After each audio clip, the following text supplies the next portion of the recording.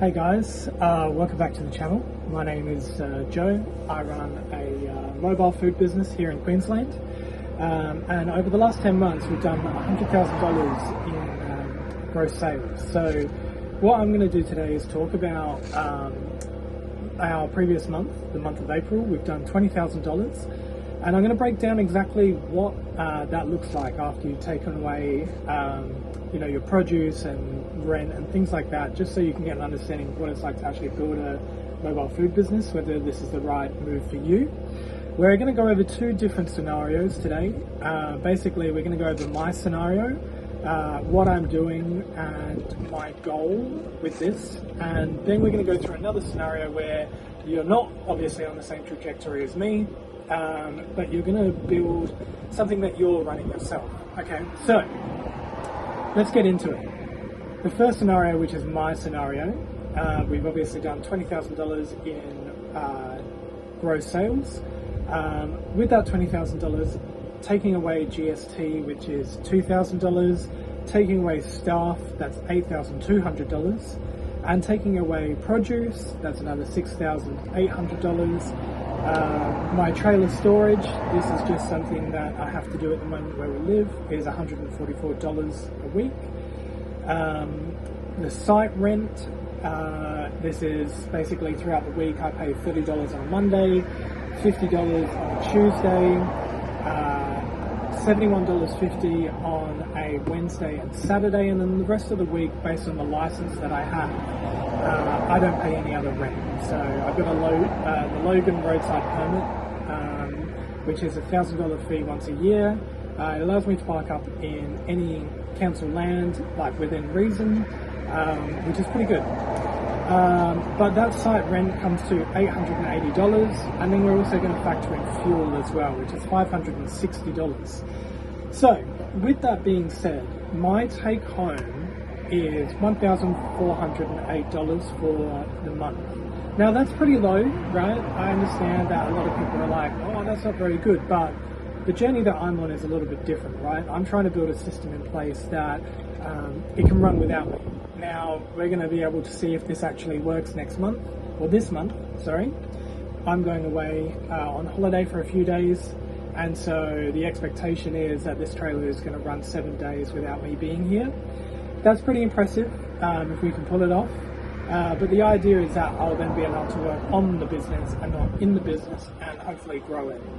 Now we're going to run through another scenario. Now this might be a scenario that's more applicable for you.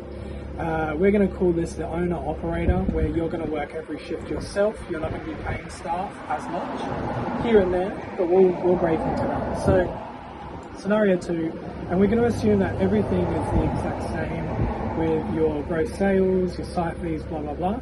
So GST is going to be $2,000 again. Your produce is $6,800. Trailer storage, let's say that you've got to store it like I do, $144. Site rent is the exact same, $888, and fuel, $560. Obviously, we've taken out a lot of the staff. If you're going to be doing $20,000 in sales, we have to be realistic about this. You probably will need another staff member. But let's say that you get them down, you're operating 7 days a week by yourself. You're going to get that staff member to start at 5 o'clock. They'll do 5 to, let's say, 7. They'll do the dinner rush with you. And then what they'll do is maybe we'll give them an hour to help you pack up, because it's going to be messy, right? Let's be real. That's going to be 3 hours every day. And let's say that they're a competent older person. You're paying $32.06, which is minimum wage for someone around 25. That works out to be $673, right?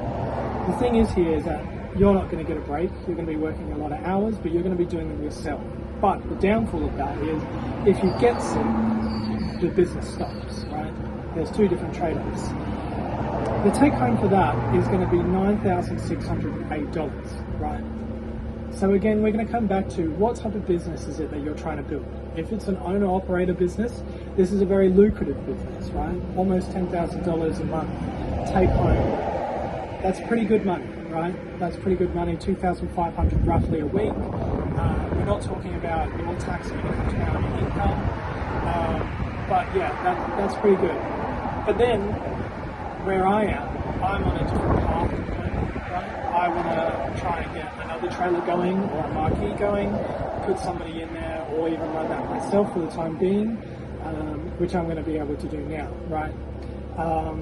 So yeah, short-term win, right, is if you're obviously working yourself. For me, I'm taking a short-term loss, a bit of pain in the bank account, but that means that this business is almost fully automated, right? And maybe in the future we can talk about some books, some self-learning, which can maybe help you get in that same state of mind too. But yeah, with that being said, that's $20,000 this month that we've done. And yeah, I really hope that you guys enjoyed this video. Like I said, everything that we do here is going to be a very authentic video. Like, I'm not going to lie about numbers or whatever. It's a pretty open book. I think it's a good idea for people to see exactly what people are making in small businesses. And yeah, I hope that you subscribe and follow us along. If you want to follow the business, we're called Wanna Smash. WannaSmash.au on Instagram, or Wanna Smash Street Food on Facebook. You can always flick a message on there. I'd be more than happy to reply. And yeah, with that, have a great day. Thank you.